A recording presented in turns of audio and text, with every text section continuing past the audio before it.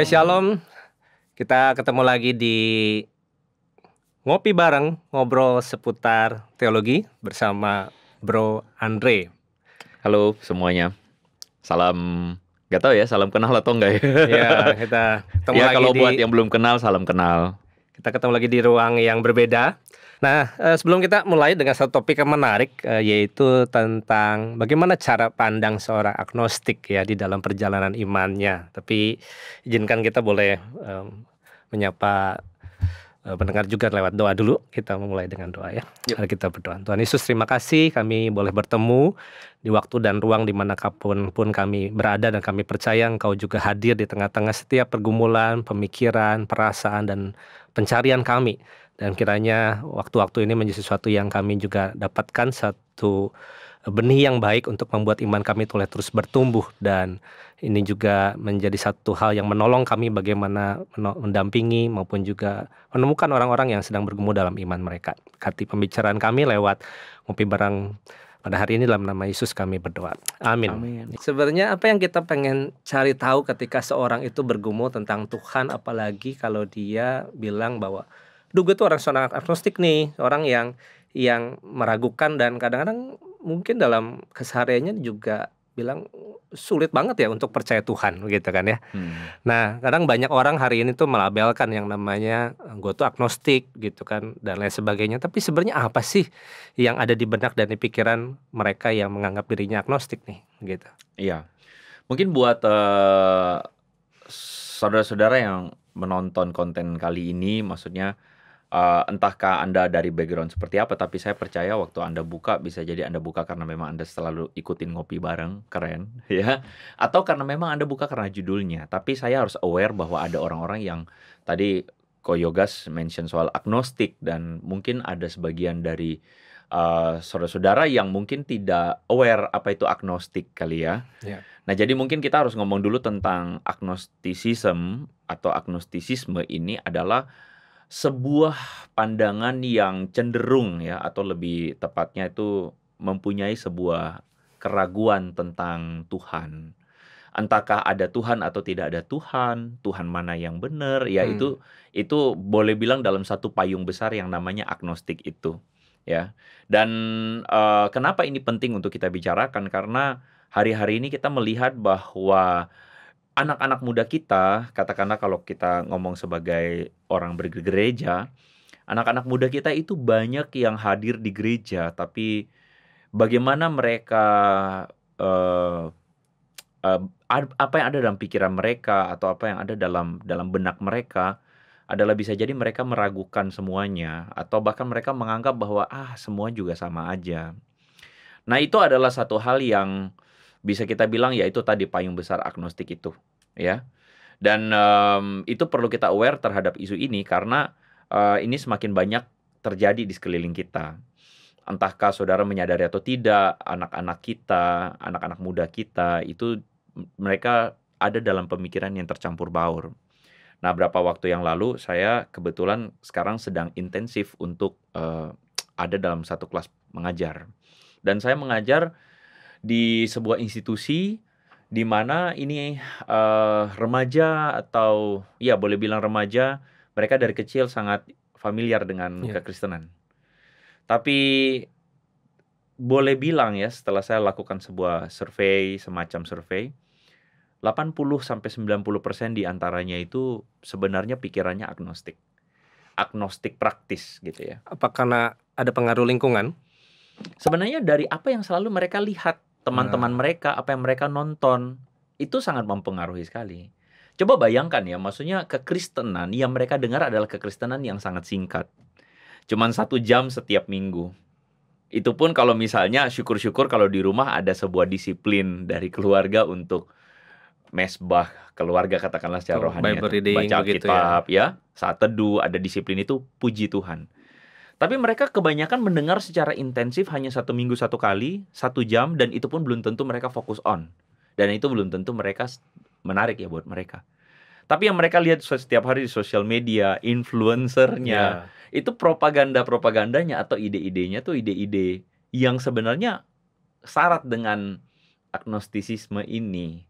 ya, mempertanyakan Tuhan ada nggak ada, mempertanyakan keabsolutan gitu kan ya. Apakah ada yang benar-benar benar, agama itu dianggap cuman hanya sekadar ciptaan manusia, agama itu cuman sesuatu yang sifatnya itu memberangus kebebasan berpikir, masuk dalam berbagai macam sisi. Dan itu yang sebenarnya jadi faktor kenapa mereka pada akhirnya hadir di gereja tapi tidak kelihatan pikirannya. Nah, itu patut kita waspadai. Oke. Tapi di satu sisi kalau ini adalah sebuah faham atau pandangan begitu kan, tapi di sisi lain tadi Bro Andre bilang bahwa ini juga sebuah pengalaman ataupun realita keseharian mereka. Apakah mungkin ada dipengaruhi dengan misalnya ketidakpuasan atau kegelisahan antara kehidupan religius seseorang gitu? Menurut aku itu banget, betul Iya. banget. Menurut aku betul banget. Karena apa? Karena sebenarnya mereka itu selalu bermula dengan pertanyaan-pertanyaan itu jarang sekali bermula karena memang mereka kritis. Itu jarang. Biasanya akan dipicu oleh berbagai macam kejadian. Salah satunya adalah misalnya ketika mereka melihat kegagalan figur-figur pemimpin agama atau orang tua mereka sendiri yang kelihatan religius tapi tidak senada, selaras dengan idealnya yang mereka pikirkan beragama harusnya bagaimana, Oke. gitu. Nah, itu biasanya bermula dari hal-hal seperti itu, yang itu akan membuat mereka kemudian menjadi merasa tidak puas, tidak apa ya, tidak sinkron ya antara klaim-klaim agama tersebut dengan realita yang terjadi di lapangan. Nah, pada akhirnya betul mereka akan mulai mempertanyakan, mencari tahu, menyangsikan, meragukan otoritas dan sebagainya sih. Iya. Menarik ya bahwa ini muncul dari apa yang mereka lihat tapi juga rasakan gitu kan ya. Tapi ada banyak istilah lain nih sedikit supaya kita menyamakan cara perspektif kita. Ada yang bilang saya juga ateis misalnya begitu kan. Ada yang bilang oh itu skeptis gitu. Tapi secara batasan itu sebenarnya kok tadi payung besarnya agnostik gitu ya. Apa sih yang membedakan gitu? Apakah kita perlu membedakan istilah tersebut di kalangan khususnya generasi muda ini? Menurut aku sih kalau kita mau belajar ini secara sungguh-sungguh ya kita harus ngomong definisinya dengan lebih clear ya. Kalau ateis itu kan tidak percaya, benar-benar tidak percaya adanya Tuhan. Even kalau ngomong ateis beneran, harusnya dia nggak boleh ngomong Tuhan. Ya. Karena konsep Tuhan itu Nggak ada sendiri Tuhan. sudah membuka ruang bahwa ada Tuhan kan. Ya. Jadi dia nggak boleh ngomong ada Oke. Tuhan. Makanya mereka bilang free thinker kan gitu. Nah, agnostik sendiri itu kan adalah meragukan. Seorang harus nggak bisa bilang bahwa oh saya itu yakin ada Tuhan atau saya yakin tidak ada Tuhan. Itu nggak boleh. Itu bagi agnostik gitu kan. Jadi agnostik itu meragukan ya ada nggak ada saya nggak tahu. Tapi saya lebih peduli katakanlah dengan hidup hari ini, humanistik dan sebagainya. Nah, inilah yang paling laku di kalangan generasi muda. Kenapa? Karena mereka melihatnya secara pragmatis. Apa yang works pada hidup kita hari ini atau dunia hari ini? Karena mereka resah dengan berbagai macam peperangan, konflik, apalagi udah ngomong atas nama agama, bawa nama Tuhan. Nah, itulah kenapa agnostik itu sangat ramai di kalangan anak muda. Tapi kalau ngomong tentang skeptik dan sebagainya, sebenarnya skeptik pun tidak, kalau menurut aku ya, menurutku sih aku adalah seorang Kristen yang skeptik. Ya, Kristen yang skeptik itu bukan berarti ngomong bahwa oh saya skeptik itu saya meragukan iman saya, tidak. Tapi maksudnya cara saya berpikir adalah cara yang kemudian kritis, mengkritisi, mempertanyakan kenapa begini dan kenapa begitu. Tapi poinnya kenapa aku bilang payung besar, karena hari ini anak-anak muda kita tuh sebenarnya tidak benar-benar mengerti dia itu agnostik, mendefinisikan agnostik. Dia pokoknya oh kerennya agnostik, ya udah dia ngomong dia agnostik. Ateis kecampur dengan agnostik, agnostik kecampur dengan ateis. Nah, kenapa begitu? Karena fenomenanya ibarat kayak sebenarnya kayak mungkin lebih tepatnya dalam tataran pendidikan formal atau dalam kita sebagai orang tua, kita tidak benar-benar mengajarkan mereka tentang definisi-definisi ini dengan baik. Nah, mirip kayak orang-orang yang kemudian mengatakan, oh gue ini adalah seorang gue ini adalah seorang beda kan misalnya antara orang yang mengenyam pendidikan misalnya sebagai teknik mesin dengan orang yang ngerti mesin karena coba-coba atau cuma tahu Tapi kan kalau misalnya saya sebagai seorang yang bukan seorang teknik mesin, tapi saya mengklaim, oh gue ini adalah seorang yang ahli mesin. Tapi tanpa benar-benar menyelidiki itu kan juga keliru. Nah inilah yang terjadi pada anak-anak muda kita hari ini. Jadi mereka klaim diri mereka agnostik dan sebagainya. Oke, Sobat Ngopi Bareng, kalau kita mau mengenali dan melihat seorang itu punya cara berpikir dan juga memperkenalkan dirinya sebagai seorang yang agnostik, gimana sih sebenarnya kita bisa tahu nih, Bro, ciri-cirinya mereka atau apa sih yang sebenarnya ditunjukkan dari diri mereka tentang posisinya yang agnostik itu? Sebenarnya kalau paling gampang ya, kalau ketemu dengan anak-anak muda nih, kita bisa langsung deteksi mereka ini agnostiknya bagaimana adalah mereka doesn't care about God. Ya mungkin mereka mau percaya Tuhan, spektrumnya ada yang percaya Tuhan, ada yang nggak care sama Tuhan. Tapi mereka lebih care pada what happens in reality. Apa yang terjadi pada realita. Biasanya tuh mereka akan bilang, sudahlah nggak usah ngomong Tuhan-Tuhanan lah. Yang penting ini sekarang nih gimana nih gini. Nah, itu udah menunjukkan bahwa secara esensi mereka memang nggak care about gitu tentang Tuhan dan sebagainya. Nah, sebenarnya secara praktis kita bisa mengkategorikan mereka sebagai orang-orang yang memang secara mentalitasnya cenderung agnostik, menyingkirkan hal-hal yang supranatural, menyingkirkan hal-hal yang sifatnya itu tentang Tuhan dan sebagainya. Karena memang ya untuk ada Tuhan nggak ada pentingnya.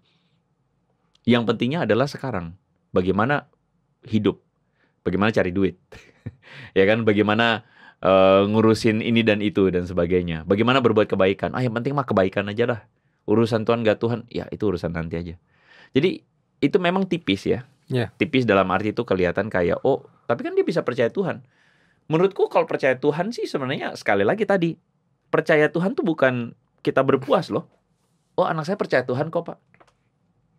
Oke, terus percaya Tuhan menurut saya Tuhan mana aja bisa. Gitu sih. Ya kan? Makanya aku bilang Kristus. Gitu sih. Jadi itu pertama. Jadi kita bisa melihat bahwa orang yang cenderung agnostik itu kalau dia sudah punya pemikirannya adalah dia nggak care lagi tentang Tuhan ada atau nggak ada, ya itu nggak pedulilah. Yang penting bikin kebaikan, yang penting humanistik dan sebagainya. Nah yang kedua tuh tentu saja kita bisa tahu ketika kita sudah ngobrol sama mereka. Terus kemudian dari situ kita akan melihat bagaimana mereka berbicara tentang sejauh mana sih mereka, apakah Tuhan itu keberadaannya itu mereka yakini, apa alasannya, lalu kemudian Tuhan yang mana dan sebagainya. Aku rasa obrolan-obrolan itu kalau memang kita udah punya relasi yang baik, kita akan bisa explore. Nah dari situ akan kelihatan sih. Iya. Oke. Anak-anak muda sekarang pun sebenarnya kalau ngomong agnostik bukan hanya makanya aku bilang kadang-kadang tuh suka ketukar-ketukar. Mereka suka ketukar juga salah satunya itu dengan sebenarnya pandangan-pandangan yang gak bisa dibilang agnostik ya, tapi mereka lebih kepada mendefinisikannya ada satu Tuhan. Tapi mereka alergi dengan yang namanya agama. Ya kan, mereka alergi dengan klaim-klaim absolut agama, dan mereka cuma bilang yang penting ada Tuhan. Nah ini kan sebenarnya kalau mau bilang agnostik enggak. Iya. Tapi ini terjadi di anak-anak muda kita banyak. Jadi mereka lebih tepatnya disebut sebagai posmo, begitu ya, pandangan posmo yang atau gerakan zaman baru yang percaya akan Tuhan. Tuhan apa? Ya pokoknya Tuhan, mau dia pribadi kayak dia kekuatan alam semesta kayak pokoknya Tuhan. Makanya kan sering lihat tuh teman saudara-saudara bisa lihat semesta telah mengatur ya, atau percaya pada horoskop, percaya pada ramalan-ramalan. Ya, itu di kalangan anak muda juga lagi in tuh. Kenapa? Karena kekosongan. Ketidakhadiran Tuhan atau pribadi Tuhan yang sejati dalam diri mereka. Akhirnya mereka memang tetap cari. Kita harus akui bahwa spiritualitas itu pada akhirnya mungkin manusia harus akui bahwa kita nih makhluk spiritual. Makhluk spiritual yang butuh kehadiran pribadi yang spiritual itu atau Tuhan. Tapi akhirnya manusia menolak dia dan menggantikannya dengan ya yang lain, spiritualitas yang lain. Betul. Gitu sih. Iya. Jadi tadi kekosongan rohani, kekosongan spiritualnya itu yang menjadi salah satu penyebab mungkin berarti ya. Mm-mm. Bagaimana pada akhirnya dia berpikir dan mengasosiasikan dirinya sebagai seorang yang meragukan Mm-mm. dan bersikap agnostik di dalam imannya ya. Menurut aku kita tuh akhirnya harus bisa peka dengan melihat manusia itu mungkin tipenya ada dua. Yang pertama adalah manusia yang cenderung untuk melihat hal-hal yang praktis dan pragmatis. Jadi cuma maunya, pokoknya hidup ini bagaimana? Mereka adalah orang-orang yang berpikiran, oh yang penting cari uang, yang penting kerja, yang penting happy, senang dan sebagainya, hedon things dan sebagainya. They don't care about spiritual things. Iya. Nah itu satu. Yang kedua adalah mereka yang juga pada akhirnya menemukan atau care about spiritual things itu. Ya mereka carinya lewat itu tadi, solusi-solusi yang lain. Iya. Ya semesta lah, apalah dan sebagainya. Nah itu bisa nggak anak-anak kita yang Kristen berada pada dua kategori itu? Bisa banget. Nah makanya kan kita harus menemukan artikulasi Yesus Kristus dan Injilnya pada kedua generasi, kedua kelompok ini. Iya. Menurut aku sih gitu ya. Antara pemahaman dan apa yang mereka lihat atau realita yang mereka rasakan gitu ya. Ada yang namanya tadi kayak disengage atau kayak jembatan yang hilang gitu ya. Dari kepala head to heart gitu kan. Nah, apa sih yang terjadi di sini di dalam space ini sih? Apakah karena tadi hanya seputar pengaruh dari apa yang mereka tonton dan asupan-asupan konten yang mereka lihat? Kenapa, apa yang membuat praktek dari katakanlah kalau kasihlah Tuhan dengan segenap hatimu, pikiranmu, itu tidak masuk di dalam apa yang mereka rasakan gitu. Kalau menurutku sih pada akhirnya ada sebuah permasalahan pada spiritualitas.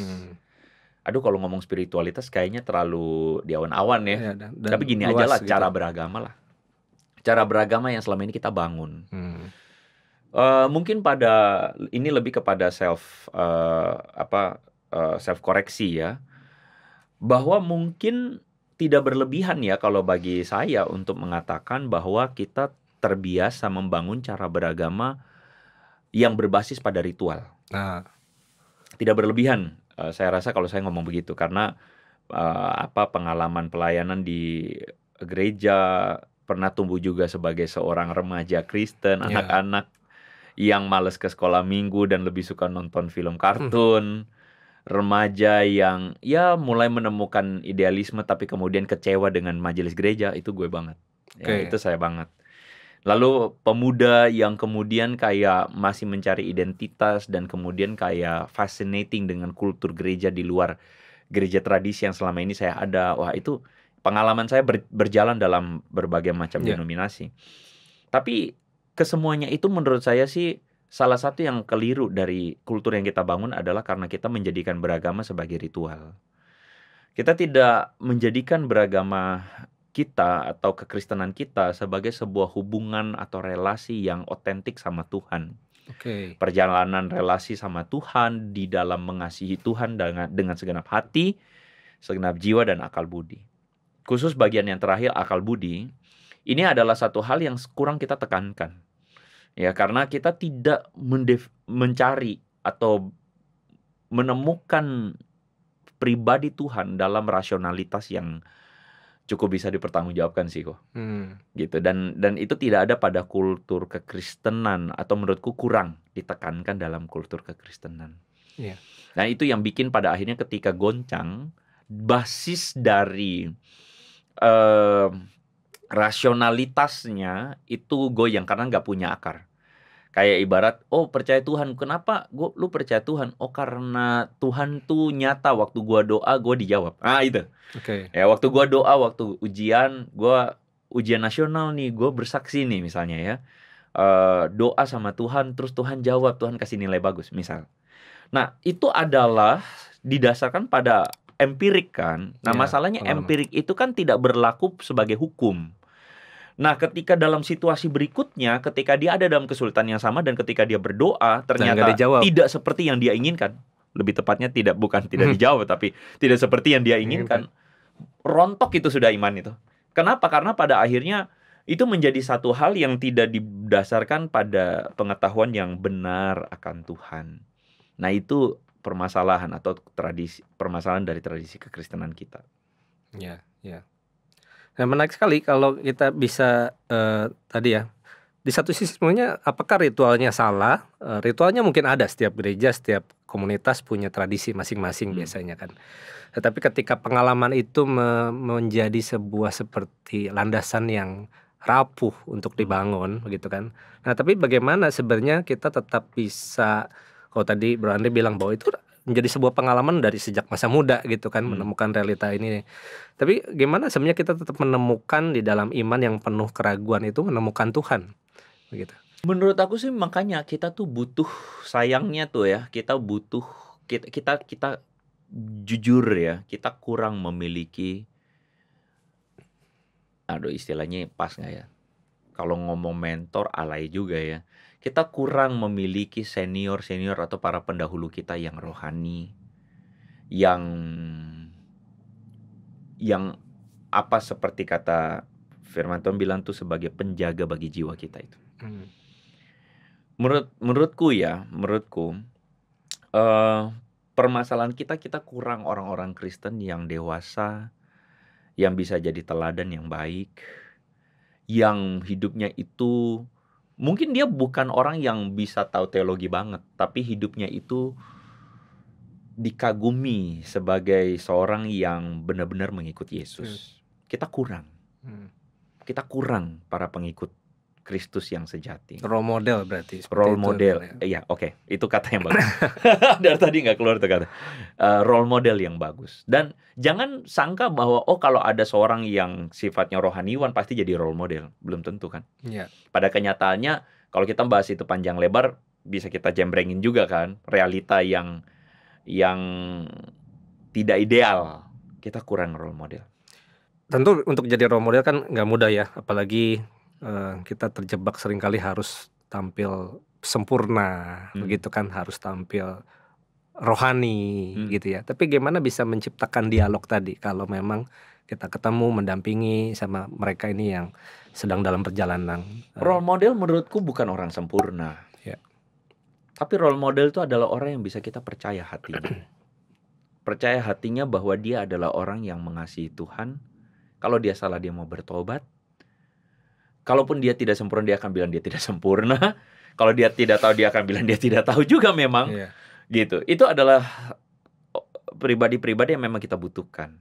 Ya udah, berarti kita memang harus invest diri kita, mengusahakan yang sebisa kita bisa untuk betul-betul jadi teladan buat mereka. Setidaknya kita menjadi orang-orang yang tidak membuat mereka tuh menjadi marah, kecewa. Makanya kan dalam Efesus dibilang bapak-bapak jangan bangkitkan amarah anakmu. Tentu ayat ini bukan bilang bahwa kita nggak boleh, kita harus selalu mengiyakan anak kita, tidak sama sekali. Tapi ayat ini memberi warning kuat bahwa ketika kamu gagal menjadi sebuah teladan atau representasi Bapa di sorga untuk anak-anakmu, wah itu akan berat loh konsekuensinya, berat banget. Makanya memang harus jadi teladan sebagai Bapa di sorga kepada anak-anak kita, itu dibutuhkan banget. Bagaimana kita sungguh-sungguh punya relasi dengan Bapa di sorga. Kalau gak punya relasi dengan Bapa di sorga, bagaimana kita bisa jadi teladan atau representasi Bapa di sorga buat anak-anak kita? Jadi, Bapak berarti harus sempurna dong? Tidak. Justru karena kita punya relasi dengan Bapa di sorga, jatuh dan bangun, mau bangkit, mau belajar, takut akan Tuhan, belajar dari kesalahan, itu anak-anak kita lihat. Ketika mereka lihat, ada trust. Mereka ada trust. Nah, baru kita ngomong tentang waktu untuk ngomong sama mereka, punya ruang untuk mereka dan sebagainya. Mungkin kedengarannya dari tadi tuh kayak bapak-bapak ya. Sebenarnya ini juga kan berlaku untuk ibu-ibu juga. Kayak gitu sih. Jadi pelayanan kehadiran, kesiapan mendengar dan keberanian untuk membahas hal-hal yang rohani. Bukan hanya sekadar, seringkali orang tua tuh kan cuma ngomong, ayo doa, ayo ke gereja, ayo begini. Orang tua hadir dalam bentuk instruksi selalu. Tapi tidak pernah hadir sebagai teman yang berjalan bersama dalam perjalanan rohani anak-anak ini. Ketika anak-anaknya bosan, kita cuman berhadapan dengan mereka dengan gak boleh bosan, harus ikut. Kita kalau hadir dengan artikulasi begitu, kalau menurutku sulit tuh. Ya, ya. gitu. Nah, kembali kepada yang lebih personal nih. Tadi kan Bro Andre bilang bahwa ada sih dalam pengalaman hidupnya ya. Entah apakah itu di fase muda atau mungkin di setiap fase musim hidup kita bisa merasa tadi punya keraguan-keraguan itu. Nah, bagaimana bisa menemukan secara pribadi nih satu pengalaman yang lebih otentik tapi tidak sekedar tadi empiris ya, tidak sekedar ini, tapi yang otentik di dalam keraguan, kerapuhan hidup kita kembali coming back to God-nya itu gimana tuh? Pernah nggak boleh share pengalaman itu mungkin? Kalau boleh sedikit share, saya tumbuh besar sebagai orang yang tidak punya role model. Menyerap dari orang-orang sekeliling. Harus memotivasi diri bahwa harus jadi lebih baik, karena kalau enggak siapa yang akan berjuang buat diri lu sendiri. Iya. Nah, itu adalah satu mungkin modal yang perjalanan yang kalau aku sendiri mulai dari situ. Nah, dengan satu perasaan bahwa saya harus jadi lebih baik, karena kalau youth nggak berusaha, nggak ada yang berjuang buat you. Itu menjadi satu mentalitas yang bagiku sendiri dalam relasi rohani atau spiritualitas itu matter. Oke. Ya, karena tadi nggak punya role model, jadi saya tumbuh besar sebagai orang yang tidak tahu belajar teologinya bagaimana, mengenal Tuhan bagaimana, atau berpengalaman bertumbuh rohani bagaimana. Karena di gereja juga tidak menawarkan. Orang tua tidak, pertama tentu orang tua tidak sempurna, tapi orang tua tidak menawarkan sebuah role model rohani bagaimana.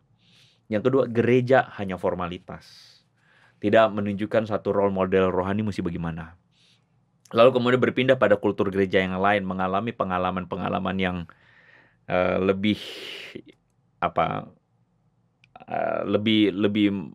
engage dengan perasaan dan sebagainya, ya.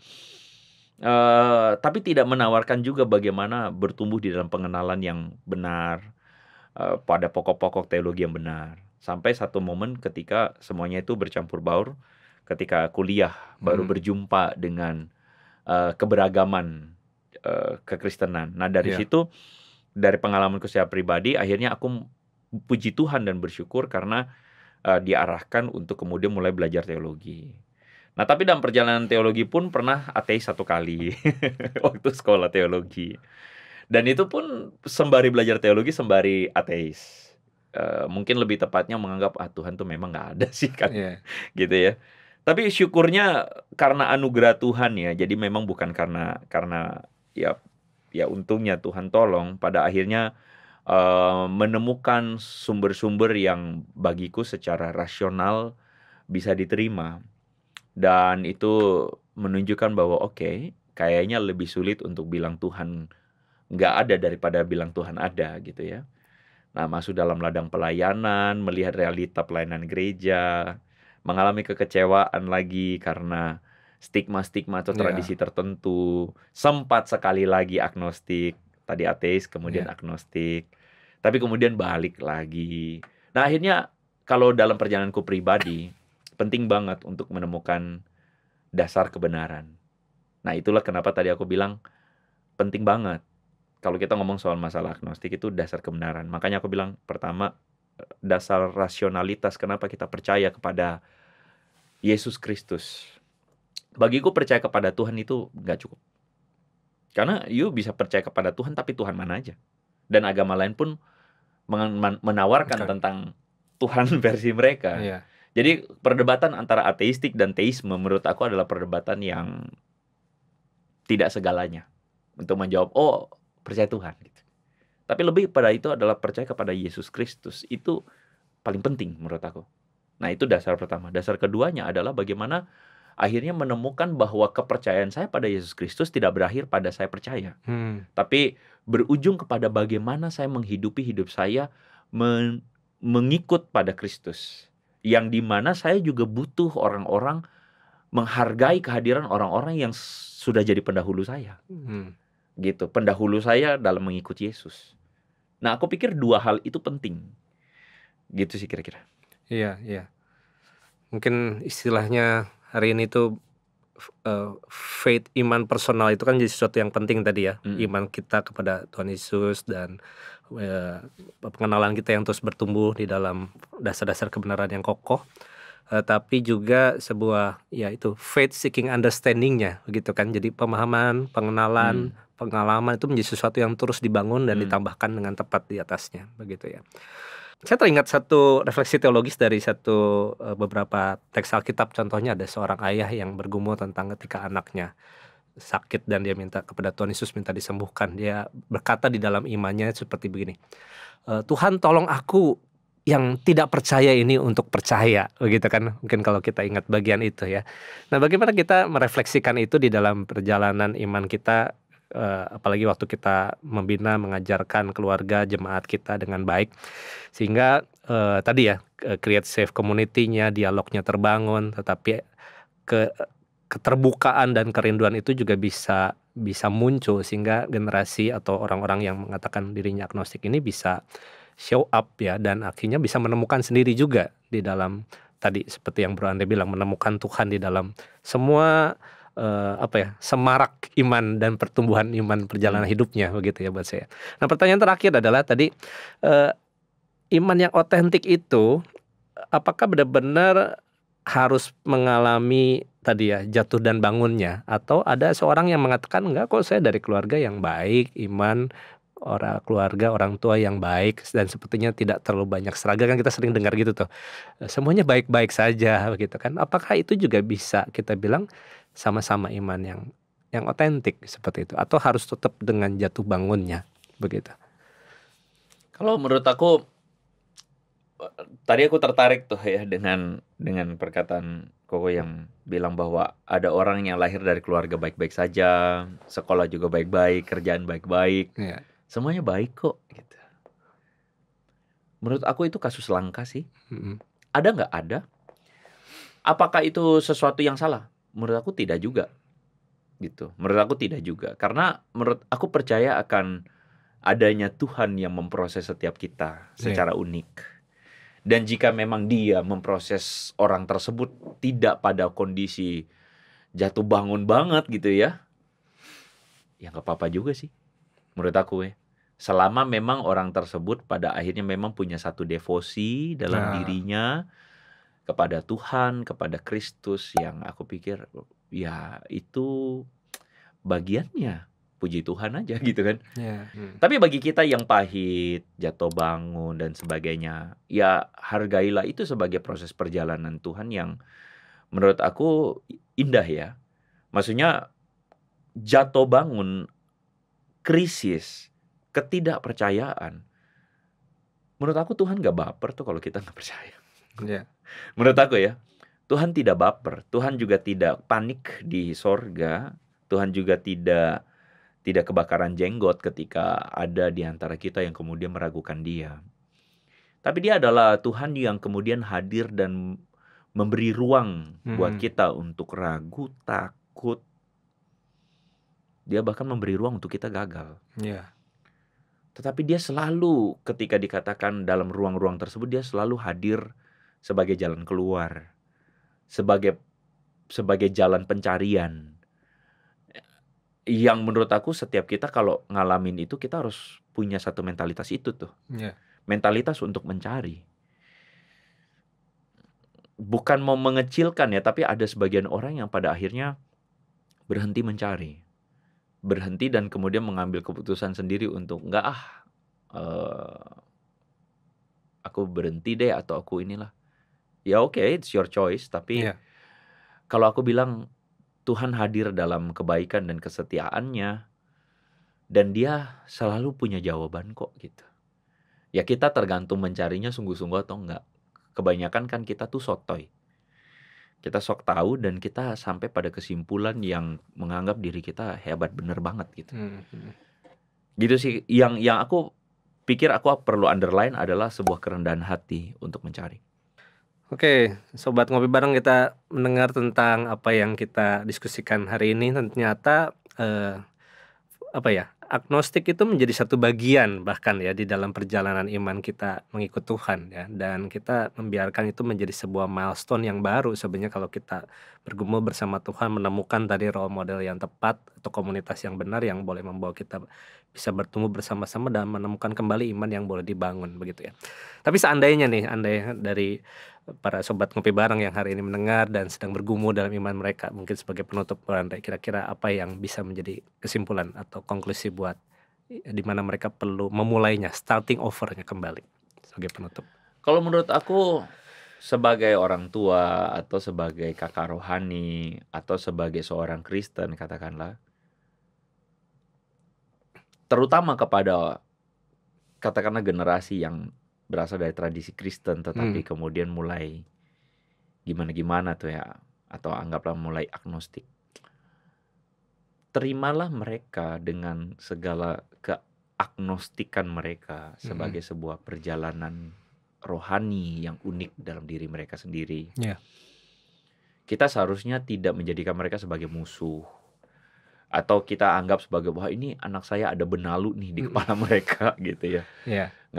Menurut aku sebaiknya tidak demikian, karena boleh nggak kita melihatnya sebagai jiwa-jiwa yang memang Tuhan percayakan untuk kita, sebagai jiwa-jiwa yang memang Tuhan mau kita hadir. Karena Kristus yang berinkarnasi adalah Kristus telah memberikan teladannya untuk hadir dan duduk dalam kegalauan kita, kelaparan kita, dalam kelemahan atau kesakitan kita. Dia hadir di situ.